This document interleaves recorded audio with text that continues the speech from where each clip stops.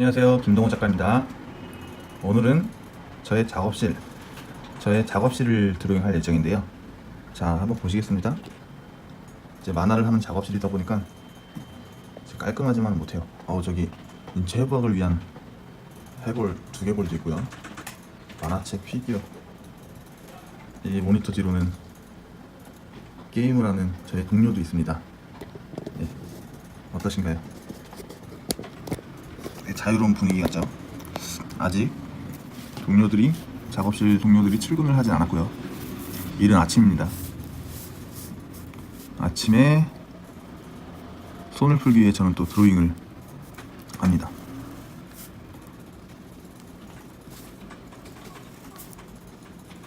제 자리 앞에 있는 아이패드 프로가 있어요.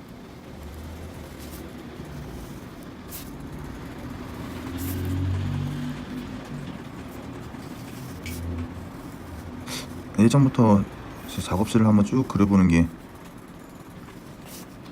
제 버킷리스트 중 하나였는데 그걸 오늘 하게 되네요. 또 일단 편하게 그리면서 설명해드릴 게 있으면 설명해드리고 그러겠습니다. 여태까지 제가 이렇게 제작했던 영상을 보고 좀 얻어가신 게 있었는지요? 다른 것보다 투시에 대한 설명을 좀 많이 하려고 하는데 얼마나 잘 전달이 되고 얼마나 잘 담기는지 모르겠어요. 이번에도 역시 하게 된다면 투시에 대해서 설명을 하는 쪽으로 하겠습니다. 어쨌든 간에 결국 중요한 거는 소실점을 잡고 눈높이를 설정하는 것과 거기에 맞게 자연스럽게 크기를 작아지게 그려주는 거, 그게 가장 중요합니다. 일단 아이패드와 키보드가 있고요. 그 옆에는 텀블러가 있어요. 이게 이 정도 크기였다 한다면 그 뒤에 있는 것들은 자연스럽게 작아지게 그려지면 돼요. 쉽게 말해서 어떻게 작아지냐? 제가 지금 책상에 앉아 있잖아요. 책상인데 가까이에 있는 면이 있고 쭉 들어가서 저 멀리로 이렇게 가게 돼요. 그러니까 나로부터 멀어지게 되는 거죠. 중요한 것은 이 책상에 모여지는 이 선이 만나서 그 끝에 가서는 점을 이룰 텐데 그 점이 눈높이 선상에 있어야 된다는 겁니다. 눈높이는 말 그대로 내가 지금 이 현장, 이 공간을 바라보는 눈의 위치, 실제 눈의 위치를 말해요.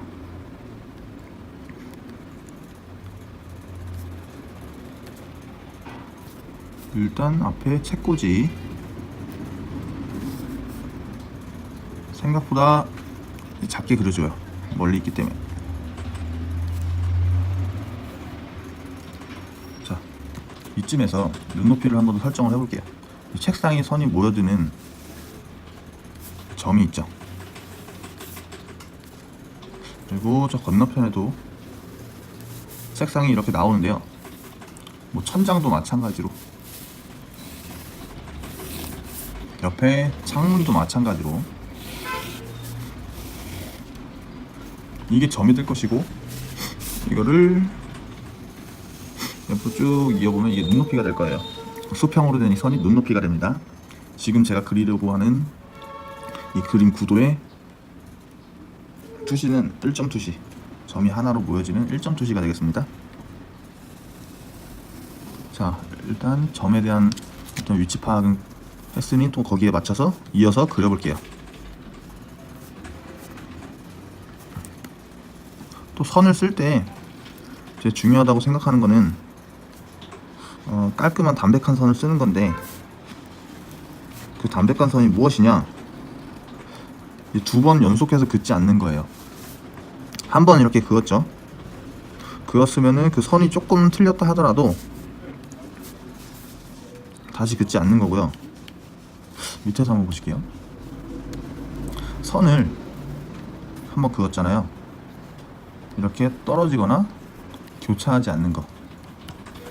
선을 그었으면은 연결시켜서 어긋나지 않게 해주는 거. 이랬을 때 그림들이 완성이 됐을 때 깨끗해져요. 깔끔한 느낌이 들고요. 아무래도 이렇게 엉키고 떨어지고 틈이 생기고 하게 되면은 나중에 좀 깨끗하지 못하게 그림이 나오는 것 같아요. 물론 스타일에 따라서 이걸 정리를 잘 시킨다면 그 방법이 무슨 상관이 있겠냐마는 좀 초보적인 팁을 말씀드리는 거예요. 어떻게 할지 모르겠다, 선을 어떻게 할지 모르겠다 싶을 때는 제가 말씀드렸듯이 선이 연결이 되게 끊어지거나 겹치지 않게 끝까지 한번 그려보세요. 생각보다 완성도가 높아지는 걸 볼 수 있을 겁니다. 어떤 느낌이죠. 내가 실력이 이 정도밖에 안 된다 하더라도 선을 말끔하게 정리를 잘 시켰을 때 나아지는 퀄리티를 올리는 방법은 되게 많습니다. 한번 크로키를 하시든 뭘 하시든 제가 지금 말씀드린 이 라인 드로잉을 한번 해보세요. 지금 제가 크로키를 이 공간을 그리고 있는 것도 선을 띄지 않고 이어서 계속 그리는 거 볼 수가 있을 거예요. 예, 그렇게 안 느껴지신다고요? 저는 그렇게 이제 하고 있으니까 잘 집중해서 참고를 한번 해보시면 좋겠습니다. 자, 계속 투시에 맞춰서 천장의 라인이 쭉 내려오고요. 형광등도 마찬가지로 가로로 된 거, 십자로 된 형광등입니다. 세로로 된 선도 이 소실점으로 맞춰지게 돼요. 자, 여기서 또 팁은 이 형광등이 하나가 아니라 저 뒤에도 있을 거 아니에요. 그 크기를 얼마나 어떻게 작게 그리느냐인데, 자 보실게요. 일단 이 선에 맞춰서 이 가로의 크기를 잡아줘요. 또 세로의 크기가 이쯤 나왔다 치면은 일단 가로 형광등의 크기는 쉽게 잡을 수 있는데 이 세로로 된 형광등의 길이가 문제예요. 일단 물론 법칙들이 다 있긴 있는데 쉽게 할 수 있는 팁을 알려드리면 앞에 있는 것과 뒤에 있는 거의 길이가 확 달라져야 된다. 지금 확 다르게 느껴지죠. 다르게 그리고 나니까 더 작아지는 걸 볼 수가 있습니다. 다시 한번 또 밑으로 보실게요. 어떤 창문을 그려볼게요. 벽에 창문이 이렇게 옆으로 비껴서 있는 창문을 그리게 돼요.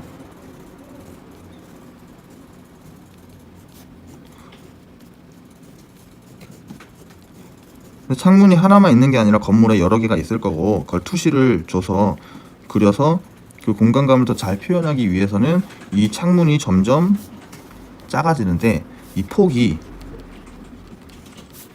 확실하게 좁아지는 느낌을 잘 표현을 해주면요, 되게 멀어지는 느낌을 확실하게 받을 수가 있어요. 점점 끝에 가서 멀어지다 보면 창문이 겹쳐 보이기도 하겠죠. 거의 되게 투시가 많이 들어가 보이지 않나요? 맨 앞에 있는 거는 되게 정상적으로 잘 보이게 해줬다면 여기서는 형체가 안 보일 정도로 좁게 나열이 되죠. 창문을 5개를 그렸을 때 뭐 이런 식으로 그린다고도 할 수 있을 겁니다. 그래서 위에 형광등도 이와 같은 원리로 표현을 해봤어요. 이것도 참고해 주시면 감사하겠습니다. 자, 계속 이어서 그려볼게요. 또 눈앞에 피규어가 있고요. 액자가 있고 마린 피규어, 스타크래프트의 마린 피규어가 있습니다.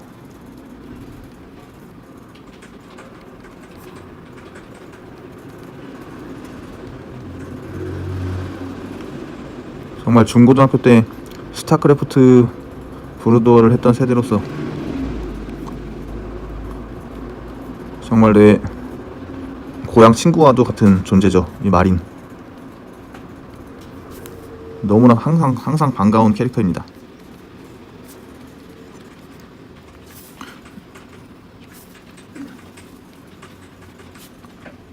이제 위에는 저희 스승님인 김정기 작가님이 받은 상패나 표창장들이 있네요.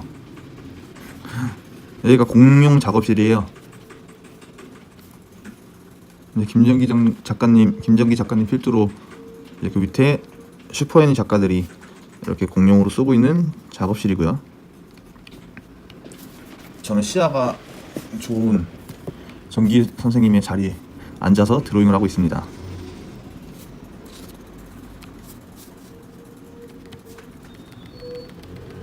일단 제가 앉아있는 자리에 대한 드로잉을 딸락 됐고요. 저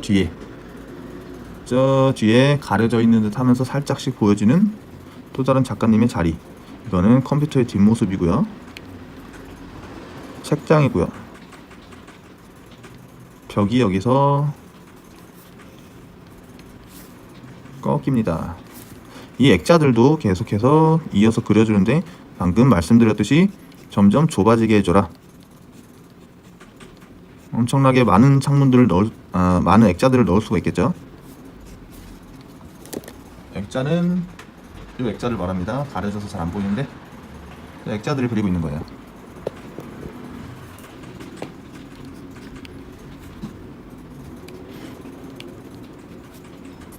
됐고요. 위에 천장을 또 이어서 그려보면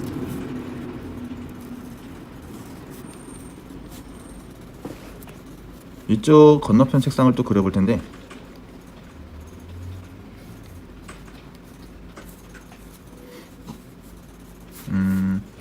선상을 또 잘 맞춰주고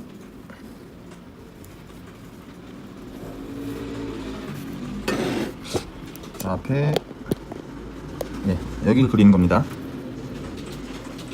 볼 건 없지만 이 화면으로 보여지는 게 어떻게 그려지는가 한번 관찰을 해보세요.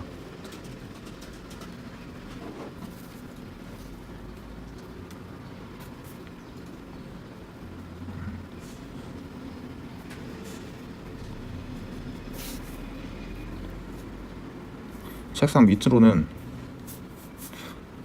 발이 보이네요.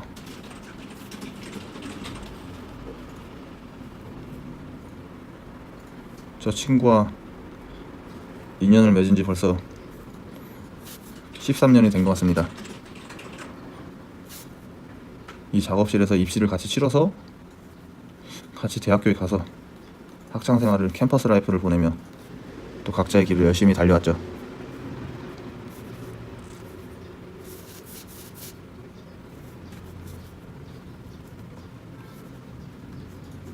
복잡하게 이것저것 소품이 많습니다. 방송을 하고 있습니다.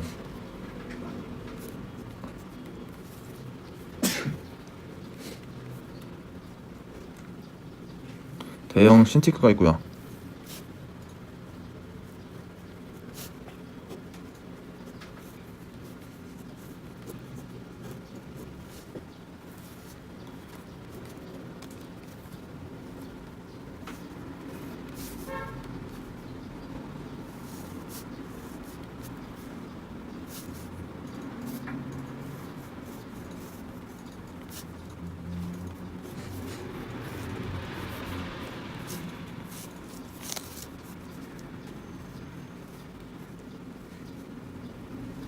원래는 항상 사람을 그리는데 오늘은 빈 공간을 그리게 되는 것 같네요.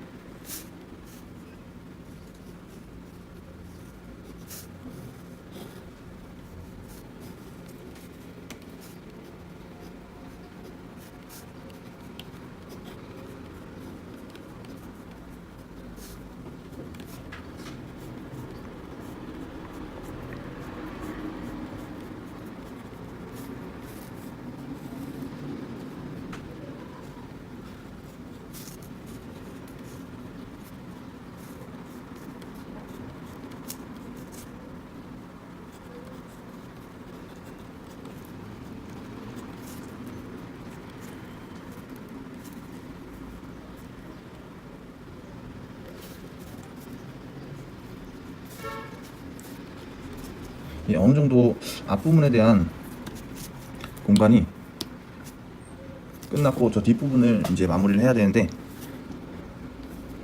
너무 빈 공간이다 보니까 심심해서 제가 캐릭터를 하나 넣어 볼게요.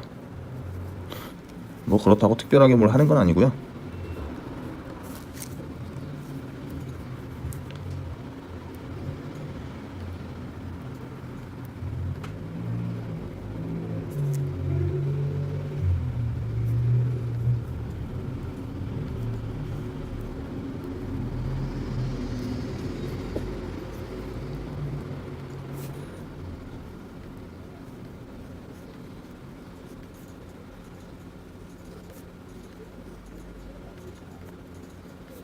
저 멀리에는 호머 심슨. 이 정도 크기로 이제 사람이 한 명 있으면 이 공간에 얼추 맞아떨어질 거라고 생각해서 심심치 말라고 그냥 의미 없는 캐릭터를 하나 그려봤습니다. 그 옆에는 책장이 있고요. 5단으로 된 만화 책장, 만화 책꽂이.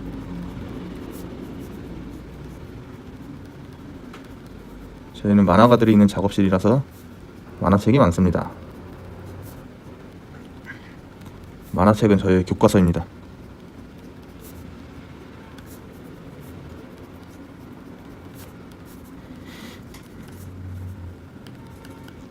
여러분 만화를 많이 봐주세요.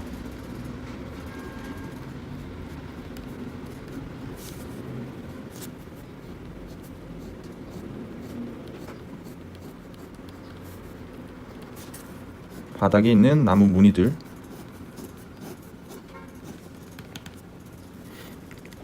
위에는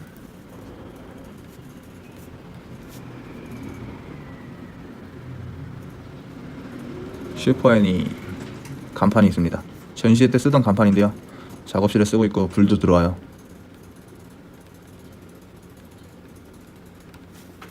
위에도 만화책이 좀 있고요. 예, 어느덧 끝을 향해 달려가고 있습니다.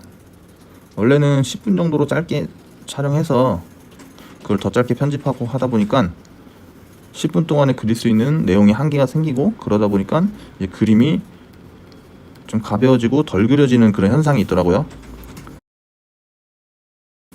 아무래도 많이 담겨 있어야 볼거리가 많아지고 지루하지가 않겠죠.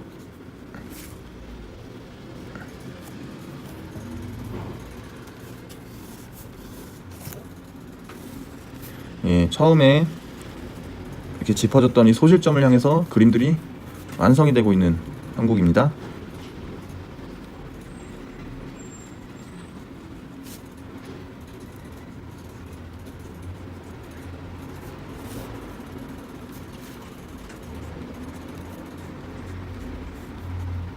제 자리는요, 저 오른쪽 숨겨져 있는 구석에 있어요. 여기선 잘 보이지 않고요. 옆으로도 공간이 계속 있는데 너무 넓어서 다 담지는 못했네요. 이렇게 보이지 않는 사각이 생기는데, 그렇다 하더라도 우리가 투시를 어떻게 주느냐에 따라서 내 눈을 렌즈라고 쳤을 때 어떤 렌즈를 장착하고 앞을 보느냐에 따라서 이제 안 보이는 지역까지 다 담을 수가 있어요. 뭐 광각 렌즈, 어안 렌즈, 뭐 이런 걸 통해서. 다음 시간에는 그런 렌즈에 대한 어떤 기능을 다뤄보는 시간을 가져보도록 하겠습니다. 여태까지는 그냥 평범하게 우리가 바라보는 눈앞에 있는 공간에서 어떻게 하면 앞뒤 관계가 잘 설명될 수 있는 그림을 그릴 수 있을까, 요거를 다뤄봤어요. 이런 식으로 이제 크기 조절하고 점점 작아지게 그려봤는데요. 자, 다시 한번